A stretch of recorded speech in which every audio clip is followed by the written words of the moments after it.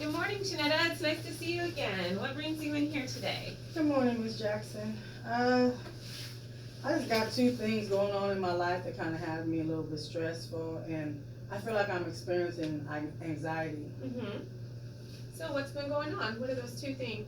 One is I have an opportunity to get a new job, and the other one is I have an opportunity to go to Ghana and teach at a girls empowerment camp, and I have to fundraise.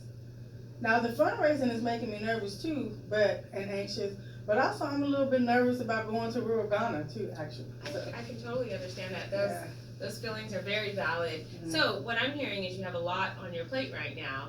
Two big life changes. Yeah. So let's talk about this trip to Ghana. How long would you be going, and give me some details. So one of my friends who's a pediatrician, she did some work there with the health portion of the agency, and they concentrate on health and education. And so she was telling me about it. So then I got the information, and I had to apply, and I got accepted to go volunteer, and I'll be teaching at a girls empowerment camp. But I have to fundraise, and I'm trying to fundraise 4,500, and 2,500 we have to fundraise regardless because that has to go to the agency, or we have to pay it ourselves. And then I was trying to fundraise a little bit more, so it go with travel costs and supplies. And it's the fundraising part that has me like stressed out. Right. Well, 4,500. That's a big amount to raise. So I can totally understand why you would be a little stressed about this. How is the fundraising going? What's making you feel anxious? Well, really the fundraising is probably going well because it's only been 2 weeks, and we're going on 3 weeks, but it's been 2 weeks, or maybe I'm going on 2 weeks actually, and I already have $2,000. But in my mind, I just thought that it was going to be faster, and I'm just not used. Fundraising is not my thing, so I'm just not used to having to sit back and wait for someone to give you money. Like that's really hard for me. Right. And it's kind of messing with my self-esteem. How is it? Talk to me about that. How is it? Because I have all these friends and all these groups of people, and I just feel like they should all be helping. Like I just thought that they would just be jumping on it, and everybody's not like I thought. And it's a little hard to put yourself out there and be vulnerable asking for donations. It does sound like, even though it is stressful and you've got a lot of money to raise, at $2,000 in only 2 weeks, you're almost halfway there. So it sounds like something that's definitely doable and possible. But I do understand your feelings and being nervous. That's a lot of money to come out of pocket, and it sounds like a really good opportunity. So you said you were nervous about going to rural Ghana? A little bit. What are you feeling? I mean, just because, I'm used to luxury, and even though I totally want to do this, and I started thinking, wait a minute, do you know what you're getting yourself into? Like, they don't have hot water, and they just got plumbing, and I will have a building and stuff, and I was like, oh my gosh, I don't know if I really thought about. Right. And it's different if it was like for 5 days. This is 20 days. Right. So. Yeah, those are totally valid feelings. Yeah. That's a long time, a very different lifestyle than what you're living now. So it's very understandable to be nervous. I think it's perfectly normal to be nervous about that. But I'm excited. And then back to the fundraising, if I was really honest, people are, even my friends are giving money. I think I just expected more. I mean, my friends are, and if I was honest with myself too, I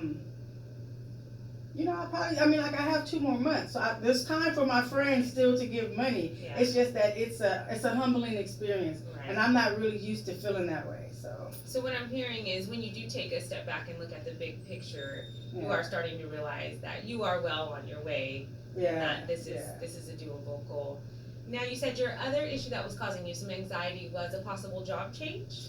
Yeah, I had the opportunity to get another position in the school district that I work in, and I really want it. But the position that I'm in now is a permanent position, and I'm tenured.